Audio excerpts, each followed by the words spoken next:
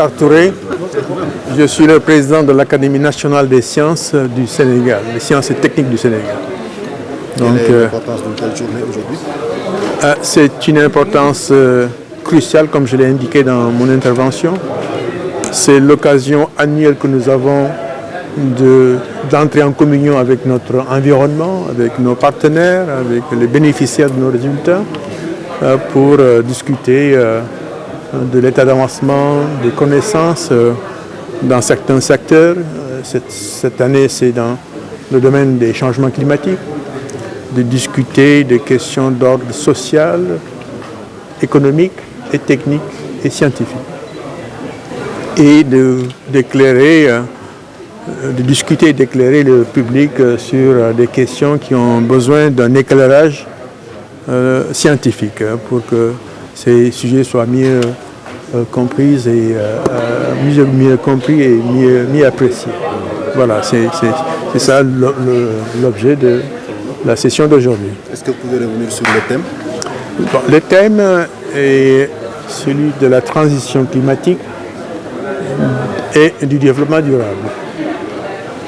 Comme indiqué par plusieurs intervenants, la transition climatique est devenue un enjeu non seulement local, national, mais un enjeu mondial à cause des effets des changements climatiques qui sont vécus au quotidien maintenant dans toutes les parties du monde. Et comme je l'ai indiqué tout à l'heure, ça se manifeste sous plusieurs formes.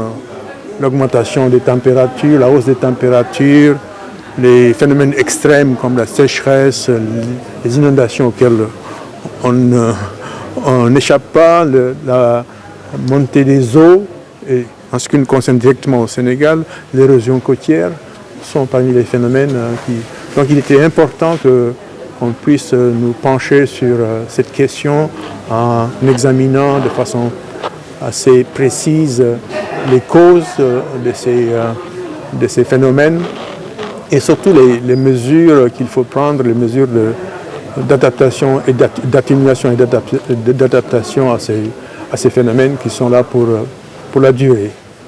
Et ces phénomènes appellent pratiquement tous les États du monde à réagir pour freiner le phénomène et à s'adapter et vers une transition qui utilisera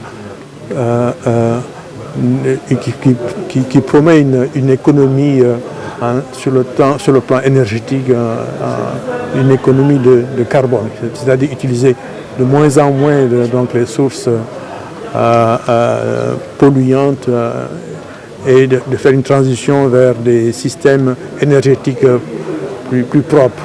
Donc c'est cette transition énergétique qui va être au cœur de nos discussions, voir un peu dans quelle mesure le Sénégal s'engage de façon résolue à l'utilisation de ces énergies renouvelables, alternatives comme le solaire, comme l'hydroélectrique, comme l'éolien. Enfin, on a beaucoup de possibilités. Et donc, cette transition va nous permettre d'augmenter l'accès de l'énergie à une plus grande partie de la population aussi et de stimuler l'activité économique, de créer des emplois. Il y a plein de choses qui peuvent être espérées à travers cette C'est aussi une occasion de promouvoir les sciences avec les deux récompenses qu'on a vues tout à l'heure. Absolument, absolument. Une des missions de l'Académie, c'est de promouvoir l'excellence scientifique, de reconnaître et de récompenser les scientifiques qui font des recherches qui ont un impact potentiel. Et on a même l'ambition d'aller au-delà du monde universitaire et de voir dans les lycées, dans les échelons plus bas, s'il y a des pépites, s'il y a des éléments qui ont potentiel qu'on peut encadrer, promouvoir